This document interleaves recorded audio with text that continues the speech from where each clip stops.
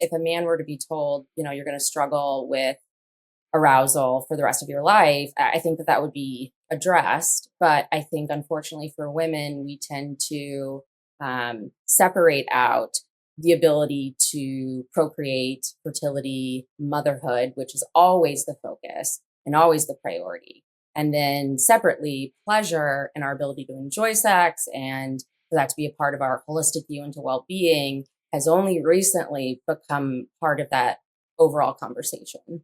Welcome to Paradox, hosted by Dr. Sherry Ross, leading OBGYN, and Dr. Tammy Nelson, world-renowned sex therapist. Two experts, zero filters, full truth. Holly Rodriguez is the co-founder and CEO of Unbound, a company that's revolutionizing sexual wellness by making intimate products more inclusive and accessible. She's really evolved the whole platform of sexual products. And she talks about women's sexual health, how it's underrepresented in all of our conversations. Holly Rodriguez, tell us more about, first of all, what inspired you, what's going on now, how are you navigating everything? Yeah. And thank you for coming on. Of course. It's so good to see you again. So what inspired me to get in this industry? I certainly did not think I would be slinging vibrators and butt plugs. And what year was this? When did it begin? Because you were one of the trailblazers. Well, I started working on the company in 2014 with my co-founder, Sarah Jane Kenny. And so it's been almost 11 years now. I got diagnosed with colorectal cancer when I was 21 years old. And part of my treatment was to go through radiation treatment before operating on the tumor. And unfortunately, like many young women, and I think this has gotten a little better now. And unfortunately, colorectal cancer has become more prevalent in people under 40. I was 21 and my doctors just told me you'll be infertile and you'll never have children. And that was it. No one told me that I was going to go through menopause. And it wasn't until I was about 6 weeks into radiation treatment that I started having hot flashes. And I had no idea what was causing them. And so I did what any brave millennial would do. I went to Google, and that was how I found out that I was going through menopause. And I talked to a good friend who was a nurse practitioner, and she said, "You probably are going to need lubricant for the rest of your life. This is probably going to impact your libido. This is a pretty big life change that you should really, think about." And I went to the only place in my hometown of St. Louis, Missouri that sold vibrators and lubricants. And it was a Hustler Hollywood that was in a strip mall. And it was just one of those shopping experiences that didn't feel great. But I went on to work for Senator Claire McCaskill and in management consulting and at a dating startup.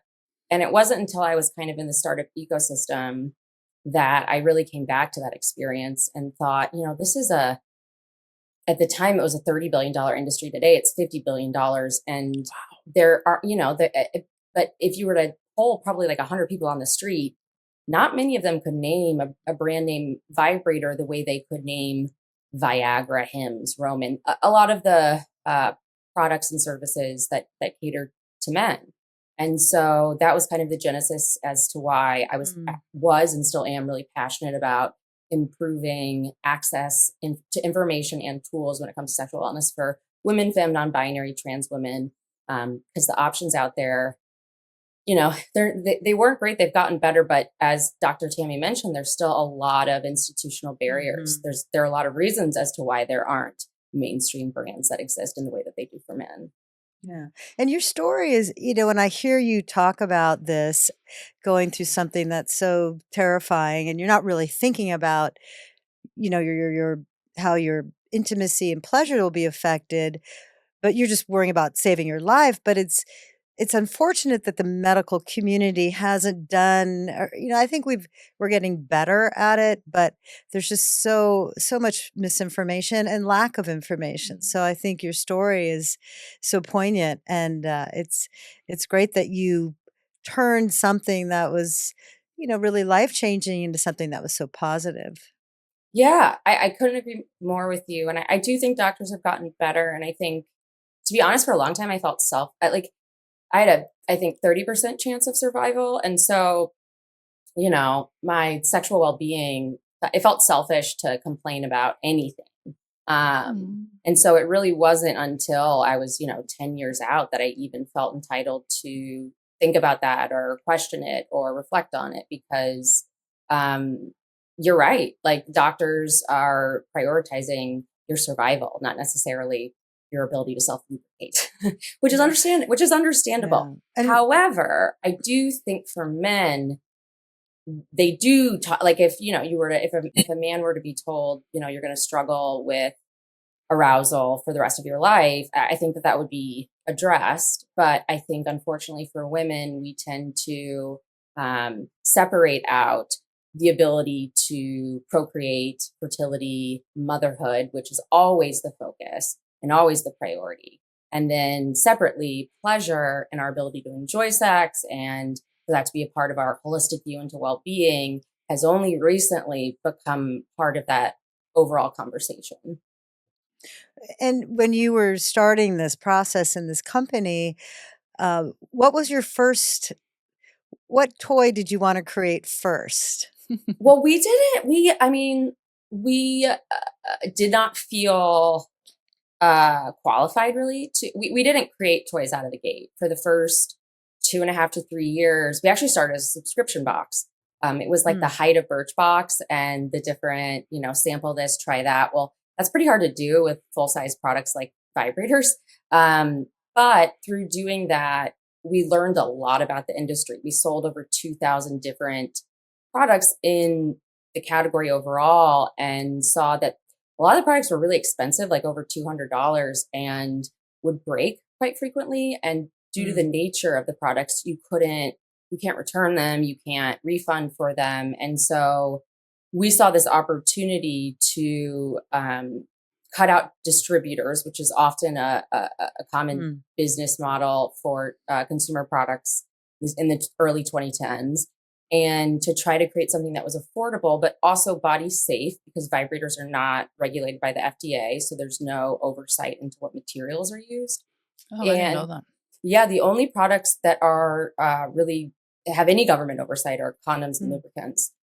And or if a product decides to go the route of medical certification, which is very expensive and time intensive. Mhm. But so we wanted them to be body safe and we wanted them to also be elevated in design because when we would go to these trade shows as buyers, everything looked like a penis. Like everything, they were all these like big jelly veiny Yeah, the penises. veins. And The veins were terrifying. from like just like a biological perspective, we're like, okay, 70% of people need of women need clitoral stimulation or orgasm. So there's really no reason this needs to look like a penis. And And the veins don't really do anything for her. no, No, no. no. But it's They because don't like the men, it's veins. because men were designing these products. There weren't Right. women in the industry. There weren't women starting these businesses. I mean, there were some. You had Eve's Garden, one of the Mhm. first out of New York Mm. City. You had Claire Cavanaugh with Babeland, Good Vibrations out of San Francisco. I mean, there were some early pioneers, but those were shop owners, not necessarily. It takes a lot of capital to go back to your original question to actually design and manufacture products Mm. because you have to make them in quantities of 5,000 a piece. So we Mm. didn't have that kind of money in the beginning. And we really had to understand the industry before we felt capable of making our own products. And you Yeah. really went out and, like, talked to venture capitalists and raised money, right? I mean, I Was it tried. hard? Was it hard I to saw do? this, like, twitch on your face, like, "Oh my god." It That was was a so, tough time. it was so hard. Like I knew it was going to be hard because less than I think like 1.5 to 2% of all venture capital goes to female founders. So like I knew statistically the odds were up against me, but then you throw vibrators and butt plugs into there, and it was tough. I got like 300 no's before I got my first yes, and it took Wow.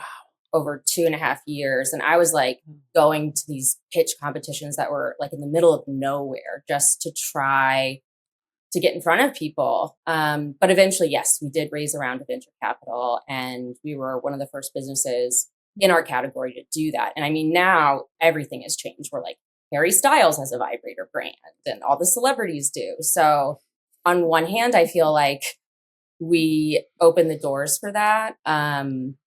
But on the other hand, sometimes it's a little disappointing because I feel like so many of the women that pioneered breaking down those barriers didn't get that funding and didn't get that access, which definitely It's disappointing.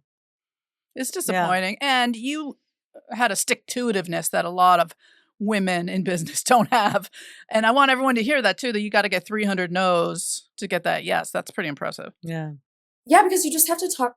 I think ultimately, if you're talking to your customer and our revenue was growing, our customers really loved what we were doing. And so I think if the company wasn't working, if we weren't getting sales, if we were really struggling in that way, then I probably would have given up. But I just knew it was the fact that investors were really scared to invest in a category that they saw as similar to pornography, or like literally one of them asked me if we were similar to like sex trafficking or mail Oh my order God. brides or things like that. And I at first would get offended by it, but then I was like, oh, there's really just a lack of awareness and education. People just really Mhm. don't understand that the vibrator was invented in the late 1800s and used to be sold in a Sears Roebuck catalog. Like it's not, harmful. It's not And addictive. It's not bad.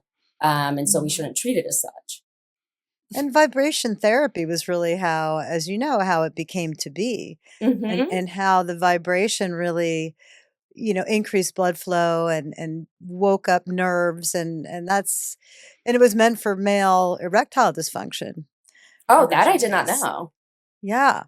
So it was, then it pivoted, of course, the adult industry took it and away it went. But I think when you think about vibration therapy and what it's doing, externally to the erectile tissue and clitoris, it just makes sense why it's just a go-to and why everyone should have at least one, two, or three vibrators and probably should be getting them from you. Um, that is creating products with so much intention. Mhm. Oh, well, thank you. Yes. So tell us what people should be using. Men, women, trans people. Like, what should people be using? There's so many options now, and you have a beautiful array behind you for those who Oh, are yeah. on video. For those who are audio, we're going to talk about them. But like, is it just okay? I got to find out if I need a clitoris sucker. Or I need G spot stimulation. Like, how do we know what to buy? The sucker I've heard a lot about lately. Yeah, well, we can start with that sucker for those that are audio only. I'm holding a small vibrator. This one's called Puff, and the suction vibrators are And fair. by the way, I'm just interrupting her because it's Mhm. really pretty and pink. If you're just listening, It also it's comes in green. definitely, Also comes in and green. there's no veins. It's No really cute. veins. No, No veins. It looks like a little seahorse kind of. yeah. But it's a fairly new technology when you consider that vibration technology is so old. Suction technology is really interesting because it creates kind of a pressure seal around any area on the body, and then it creates a sucking sensation through reducing the air pressure. And so it is wildly popular. These types of vibrators have really taken off. I think they're really great for people who may struggle, who are not sensitive, who don't have an overly Mm. sensitive clitoris, and who maybe struggle to reach orgasm or really struggle. Does it vibrate too? They do a little bit, only based on the fact that the way they work is the air pressure it changes based on I'm going to get technical, but there's a driver that moves the air in and out, and so there's a little bit of vibration, but not a lot. It really mimics oral sex more than anything else, and I think Mm. that's why it's really popular. But people absolutely love them. But conversely, people who are sensitive, we also give the feedback that it's like really, really strong and it can be too much for people. And so if that's the case, there are also products like a bullet vibrator, which I'm holding up now, which is like one of the like it's the like classic vanilla, which you cannot go wrong with. Love a good vanilla ice cream. But but for most people, external stimulation is going to be a good place to start because it is what most people with labies and clitorises need in order to, reach climax or orgasm. And bullet vibrators you can find, they're super affordable. They're not intimidating, I don't think. They're really small. They're really compact. Um, And Fits then in your purse. Fits in your Mhm. purse. So if Yeah. you're listening, it's like 3 inches, maybe Yeah. Size of your 4. It's like index the finger. it's like I have Index finger. pretty or teeny palm. hands. Size and of your it's- palm. Yeah. It's purple. It looks like it's got a nice texture. And that's meant for external use or External. whatever you Yes. want it. Yeah. External Okay. use. And then conversely, on the opposite end of the spectrum, if you want to go like full throttle, my personal favorite are what are called wand vibrators. I'm holding one up right now. They are That's quite very large. popular. And the cult favorite is the magic wand, Yeah. which was originally designed by a Japanese company called Hitachi. And it was originally designed as a back massager. Famously, like an off-brand version of it was featured in Sex and the City. And when this Japanese company found out that people were using it as a vibrator, they actually sold the business because they were like, we don't want to be affiliated with that. Oh, I Wow. never knew that story. Mhm. That's a good story. They That is sold it my to that's my Vibratex. So that's my favorite. It wand. is? That's your Yeah, favorite? That's yeah. big. It's too big for me. I feel like that's going to hurt me. It No, scares me. no. It's The good. wa- Oh, you got to try that. They're great because they Yeah. have a really large counterweight. And so one of the things that's really interesting about traditional vibrators is the type of vibration is really dependent on two things. It's the size of the basically the space, so like the rotation, the circumference that the motor is going to circle around, as well as how big that counterweight is. So a bullet vibrator, which is small and is like a more narrow cylinder, is going to rotate really quickly in a small circle with a smaller weight, and it's going to give a more buzzy vibe.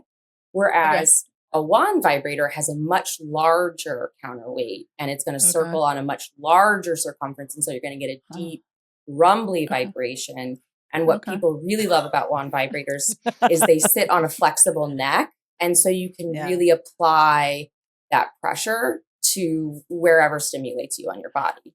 It just looks like it's going to punch me. No. That's what always scares me. No, and I like that too because it has more surface area, so it really stimulates more erectile tissue, That makes and sense. it's good for two people. Like, At the same time. yeah, at the same time.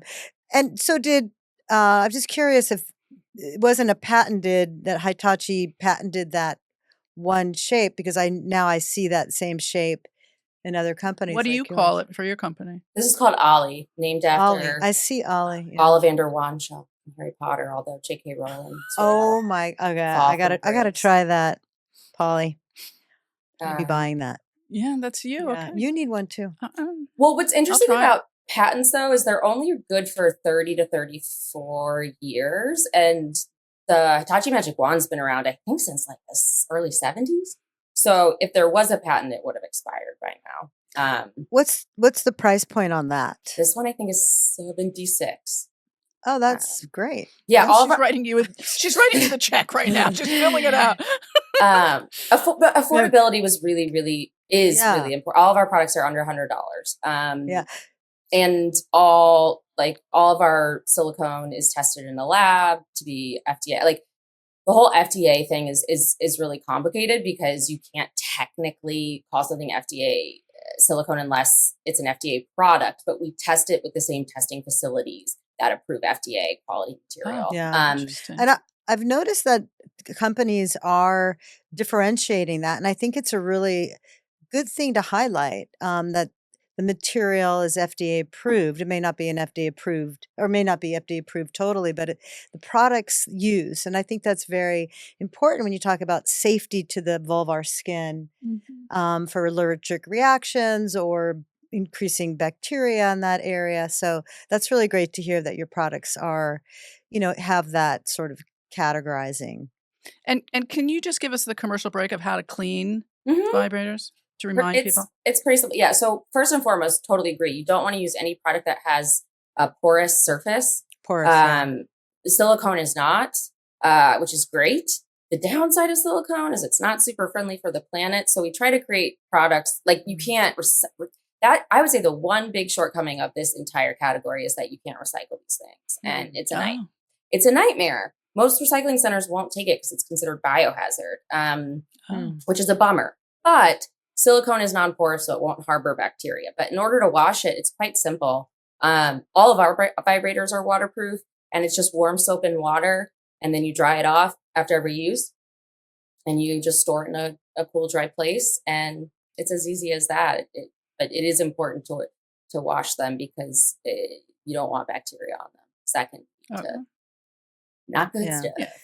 Is there a movement where they are trying to work with our planet and make recyclable materials that are safe in this vertical? Mm, not really. I mean, I think what's tough is that the there was in like maybe like 5 to 7 years ago, but the recyclable materials tend to be really rough. There's a great company called Gaia, spelled GAIA, and they have a biodegradable vibrator material. But there aren't many of them because in order for it to be body safe, it has to be kind of like medical grade and durable. We do, I mean, you can technically take the pieces apart. Like if you take the components apart and you rip off the silicone, and because there's, a PCB, like a circuit Right. board in there, a motor's in there. So you have electronics mixed with raw materials, and you have to separate those out in order to recycle them. So people can go through the effort of doing that. I certainly do. But as a company, it's a huge liability because, like, what if someone, electrocutes themselves? Well, We don't. my guess is that people Right. probably hold on to these for a long time anyway. That's the hope. That's the hope. Yes. Is to do the Patagonia model where it's like build something that lasts for forever. So it is one of the shortcomings in the industry for sure. And what other problems have you had in the industry? I know that this is a weird time for a lot of companies. What are you I struggling mean, with? how Holly? I much see time you. do we have? I know. I see you on social media. You're so great. You're so honest. You're so transparent. You're like, Because I'm just "I work complaining so all the time. hard." Yeah, you complain. You're like, I work so hard. It's awful, and I'm an though. entrepreneur, and it's awful. It is awful. It is awful. COVID was awful. The supply chain, and that was no one's fault. It was Right. just the nature of the beast of how do you get products, overseas? Because 80 to 90% of all of the sex toys in the world are made in China. And politics aside, the United States is not going to make these products the way they do in China. One, all the raw materials are there. And two, we just don't have the manufacturing facilities to do it. And the cost would go up, exponentially. There are a million reasons why it just doesn't make sense for these products to be made here. Sure. And so during COVID, it was really hard because, all air flights were grounded. And so everybody was trying to get their things onto sea freight. And, it was so difficult and expensive to try to get products overseas. And then we finally got through the nightmare that was, and only to be met with tariffs that got up to 145%. And, I was an econ major in college. So I have a deep hatred for tariffs because it is a tax that is passed on to the American people. And it crushes small businesses because what happens is if I place an order for, say, let's just use easy math, like I'm buying $100 worth of vibrators, and then all of a sudden there's a tariff of 145%. Well, the vibrator that was $100 yesterday now costs me $245. Well, I haven't sold to, 145% more. So that just assumes small businesses have 145% more cash laying around, which they don't. And so what's happened is people have had to lay off staff, people have had to cut costs, people have had to just cut corners, and a lot of small businesses have had to shut down because they can't absorb cost increases that large. And then on top of that, there's just the volatility of 145%, now it's 50%, now it's 30%, now it's a pause, and so it makes it really hard to sleep at night, but also just to plan and to figure out your team, like what you can do, not, a year from now, but just even 2 to 3 months from now.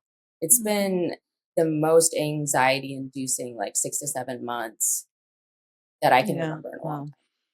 And it's sad because you're doing such important work for like cancer survivors and people who are transitioning, and like you really have your heart in the best possible place, and there's not a lot of places to go for those products. No. And it's just it's just so infuriating how we accept sexual pleasure as a priority for men. And it should be. That's a good thing. But for women, femme, trans, non-binary individuals, it is considered taboo, a luxury, something that we can't define for ourselves.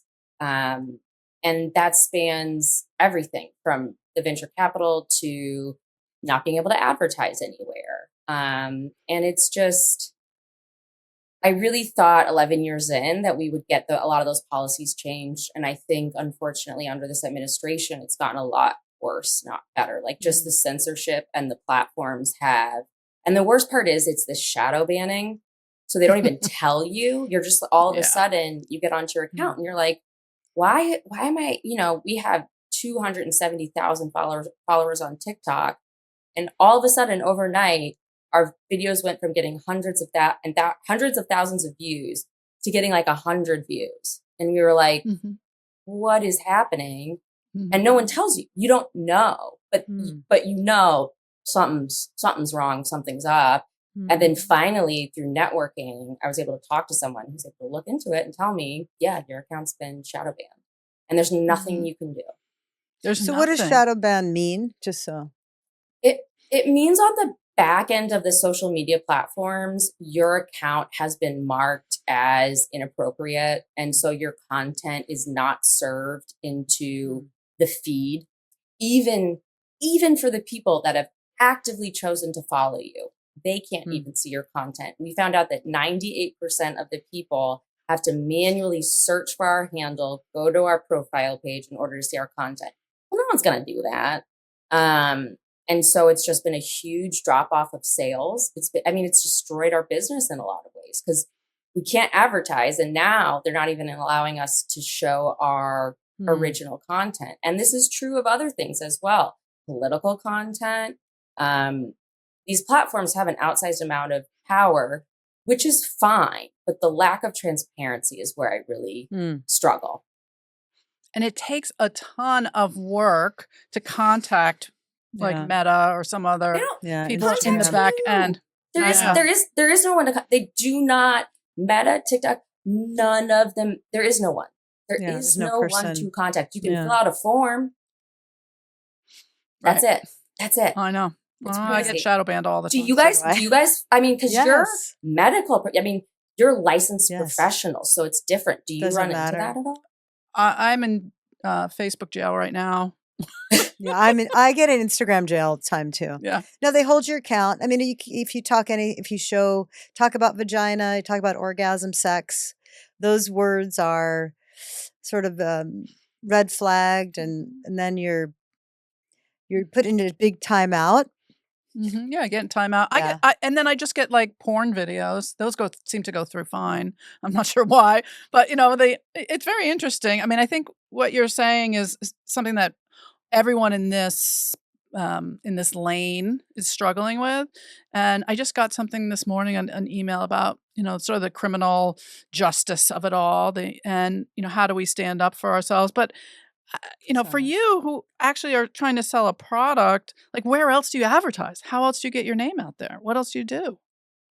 Well, we used to do a lot of PR stunts back when there were still publications, but even those now are shutting down. Like, it's wild because everything's now turning to AI and chat GPT. But we used to do, we did this one, Vibes for Congress, when Trump in his first term was going after Planned Parenthood. We did this amazing campaign where anyone could send a vibrator. You could put in your address and it would show who your local rep was. And then for $15, you could send a vibrator and all the proceeds went to Planned Parenthood. But with the vibrator came a whole stat of for every $1 we put into reproductive health, we will save $7 in Medicaid expenses. Just makes fiscal sense if you're fiscally conservative. And, we thought, I don't know, maybe a couple people will do this. And we ended up raising like over $15,000 for Planned Parenthood and sending Mitch McConnell, close to 700 vibrators. So like that's a win-win-win. And then we got Yeah. and we got a Thank you ton of for doing that, by the way. Yeah. I'm on the board. I'm on the board of Planned Parenthood here in LA. So we remembered when that was happening and we were just so happy. And thank you for that. We Oh, appreciate it. because you got to make some noise. But you know, that the publications that covered us, where we got the coverage, where people heard about us, were like Huffington Post, Refinery 29, Vice Magazine. Like all those are gone now. So it's the landscape's changing a lot. And now it's really about trying to get small creators on TikTok to promote it. But they're scared too because they don't want their content to be shadow banned. So this all sounds very depressing. There are some glimmers of hope. I think one of the most exciting areas is seeing the category be picked up by retailers. So we're sold at Ulta and Urban Outfitters and Sephora. We're not sold at Sephora, but Sephora's picked up the category. And so seeing more mainstream retailers include this, especially the fact that it's included in beauty, as opposed to like the lingerie section, which is where originally they would send us when I first started the business, and they were, you know, the lingerie buyer would be like, absolutely not. But the fact that it's in beauty, I think is fantastic because of the message it sends. And because that customer is in a mindset of wanting to come in, try things, experiment with things. And so that I think is the glimmer of hope that I am holding on to. Yeah, I even heard Walmart had vibrators, sex toys now. So that's good. I mean, what's your advice for women or men, all of us, to, you know, kind of find comfort in doing the shopping and not feeling the taboo or shame of surrounding sort of the old messaging around sex toys? The thing that everybody feels uncomfortable about it. That's what I know for sure. I just last week went to this amazing conference in Washington, D.C. for Women's Equality Day. And it was interesting because it was all nonprofits and I was, you know, there with a table of like dildos and these, you know, older women are coming up and they're like, what are you doing here? And then I would tell them my story. And every single time they would open up and say, you know, I just went through menopause and I'm really struggling with this. And it's just about starting the conversation and having the bravery to be vulnerable and honest in a way that's coming from a place of like care and love. You know, you don't want to, consent is important. Making sure someone wants to have that conversation is important. But I think the number one thing that I have learned is that everybody's dying to talk about it. Everyone's just scared to be judged and that they will be seen as weird or less than or not enough. And we just have to get over that because it's getting in the way of experiencing pleasure, and life is just too damn short. Have you thought about partnering at all with, you know, like breast cancer groups or even care, you know, when they're going, you know, in the shop? I know certainly at our hospital, Providence St. John's, there's a beauty shop that has wigs and scarves and all these other helpful things. And I always thought about putting in vibrators in those stores or, you know, Hook her because up. yeah, or even your, you know, your experience in the colorectal world. I mean, it's, you know, I always feel like because there's a medical connection to vibration therapy and how sexual dysfunction is such a problem as a side effect of treatment for really anyone suffering from any cancer. It just feels like a good partnership with medical groups. Yeah, we used to do a lot with Sloan Kettering. They have a really progressive, and before COVID, we did a lot of events, and I would like start. I have to go in the back because I'd start crying just because people really don't. It is something people are so ashamed. There's so much shame, and people would be, you know, a year and a half into treatment, they'd be like, "This is the first time I've talked about how much this has impacted me and impacted my life." So yes, we have. The medical world can be hard to break into though. And I think our brand is a little flashy and out there. And sometimes that can be polarizing. But yeah, I was just talking to an amazing urologist, yesterday. And so it's just about, I think, finding those introductions. But yes, Yeah. I completely agree with you that I would love to be more like plugged into Well, if I that can help world. in any way, Polly, think of me, okay? I will. Mhm. Thank you.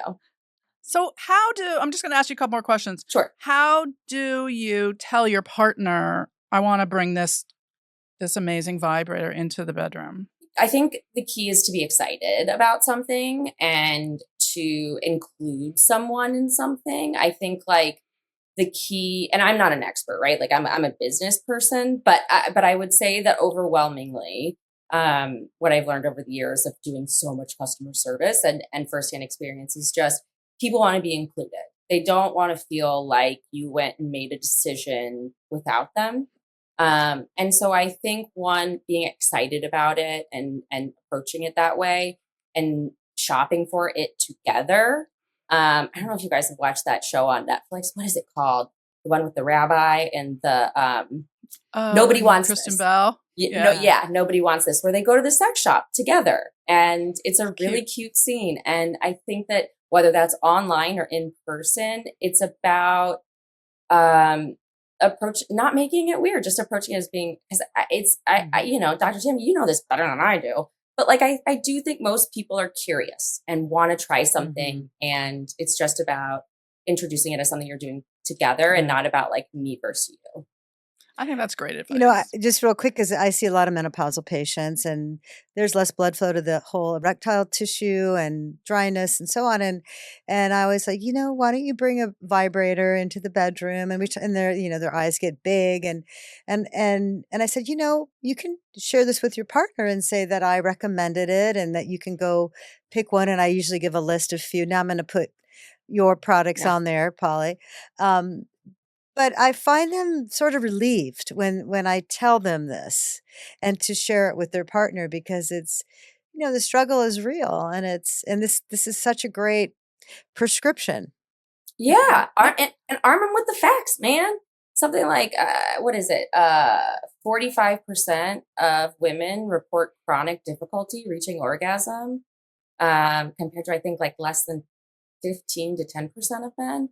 So it's also about recognizing like you're not alone in Yeah. feeling, we see porn, we see, all of these women that just poof automatically orgasm, and you're like, why can't I do that? And it's like, because that's not actually real. Yeah. Yeah. That's Yeah. right.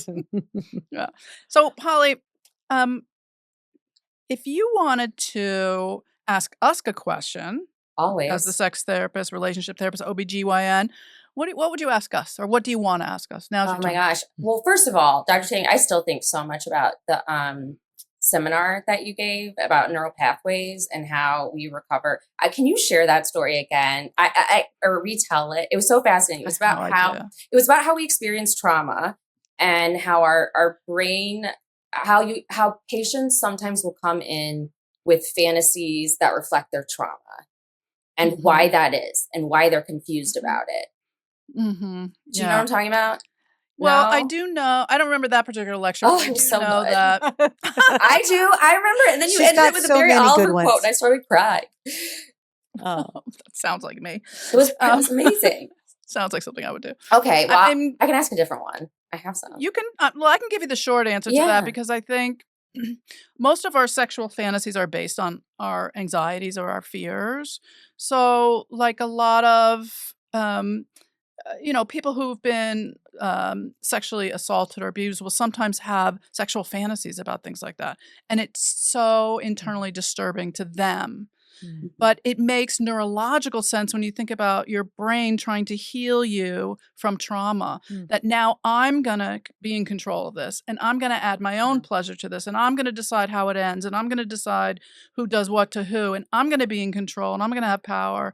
And the part that's sort of the neurological function of pleasure is to realign that neurological pathway, that deer path in the woods. Instead of ending with trauma and powerlessness and pain and rigidity, I'm trying to steer the ship so that I'm in control. And pleasure is a way to heal your brain. I mean, there are studies that show that pleasure and play, loosen us up in many ways and keep us from the rigidity and the flashbacks. And there are studies that show that. And so what you're doing is not just, oh, I think I want to have an orgasm. This would be distracting for me and fun. I mean, you're really healing people and healing their brains and perhaps a lot of their trauma, not just medical trauma, but all kinds of historical trauma, even generational trauma. And there really is an important piece around women's sexual pleasure that is important on so many different levels. And I don't have a Mary Oliver quote right now, but we'll put one in the show notes. Oh, it was the one where it was about the birds, the geese. Oh, you don't have to crawl 1,000 miles in the desert on your knees, on your knees, repenting. You only have to let the soft animal of your body love what it loves. I like that. I know. Oh, what is can I ask another one? it's nice. Sure. In each of your respective fields, what is the number one thing you wish? Because I'm selfishly, well, I went through menopause at 21, but I'm turning 40 soon. What is the number one thing you wish, like women, the millennials, the older millennials, wish that we knew? It could be anything, but getting ready to turn 40, looking back, or I don't know, that you would advise us to do, or it could be of any topic. I think the hormonal changes that are normal to all of us are superpower estrogen, and testosterone is part of this, but it starts to decline in your late 30s. So a lot of things that are happening to you, you don't have to wait till menopause to feel shitty, to feel You can feel shitty hormonal, every day. depressed. I mean, there is a lot that's going on that's normal, but there are treatment options and not necessarily a prescription, but there are guidelines that can help those transitional years not be so disruptive. So it's all about empowering ourselves to know as much as you can about what's normal, what's not normal, and to recognize those things and pay attention and find a healthcare provider who will help you through the hormonal challenges that start to happen in your late 30s. Yeah. And I would just say that pleasure is not a privilege. Like, you don't have to work for it in order to deserve it. Like, you don't have to wait till the weekend. You don't have to be good at your relationship. You don't have to heal your trauma. Like, it's not something you have to work for and deserve it. Pleasure is actually where our power is. And if we could own that, we could take over the planet. And I'm too tired to do that, so it's really up to you guys. We're trying. They won't let us. It's hard, but I appreciate your efforts. Thank you. Yeah, I do. I appreciate your efforts. I'm trying, but so we're going to ask you one last question. Yeah. You can decide if you want to answer it.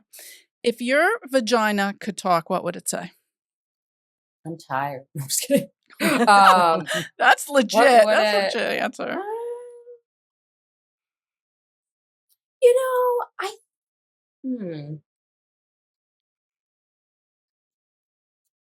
I'm getting emotional, but I think it would say, I got you, girl. Oh, nice. What about your? That's so nice. That is sweet. Just because I used to feel so much shame about menopause, Yeah. Aww. And so now it's tired, but it's also saying, I got it, girl. Well, just in the sense that it's like, we all have whatever shame. And it's just, we carry it. And then the minute that we share it and we open up about it, like in the beginning, I would be so embarrassed to tell my story. And I'd have to get up in front of these investors and pitch competitions and be like, menopause. And I would do this. I would start to cry because it was just like, let me share my most traumatic thing over and over and over again. But then over time, it became my story. It became my version of it. And it became like, this is the thing that happened to me that I didn't have control over. It just happened. And so I think it would say, I got you, girl. Because it's like, we got this. And it's going to be okay. And it's going to be okay. And it's your strength now. It is.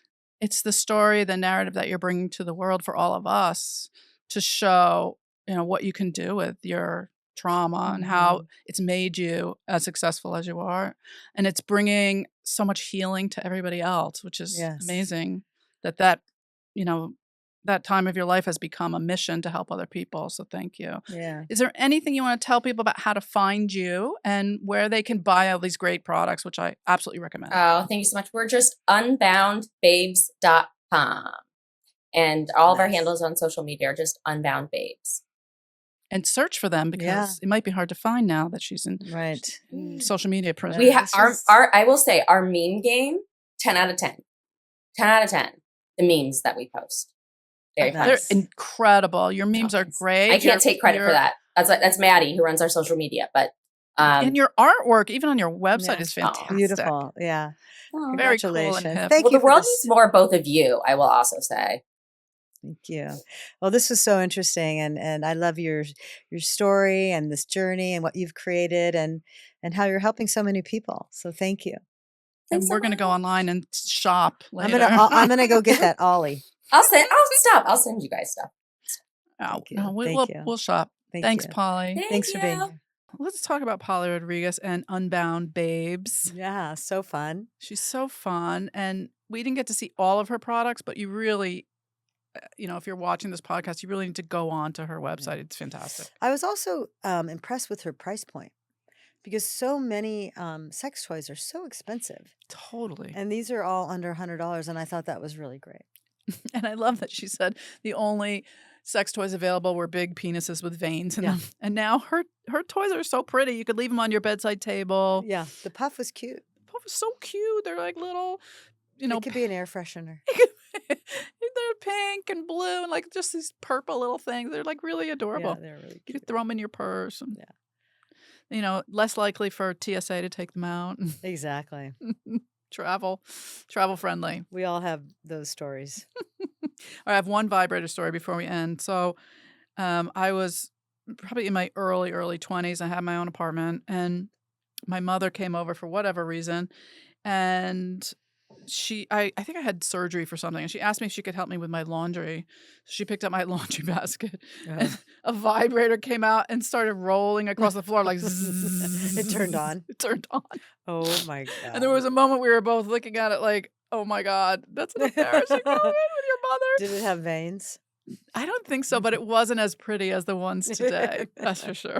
That's great. That's fantastic. Yeah. So hide your vibrators and go to unboundbabes.com. Thanks, everybody, for another great episode. Until next time.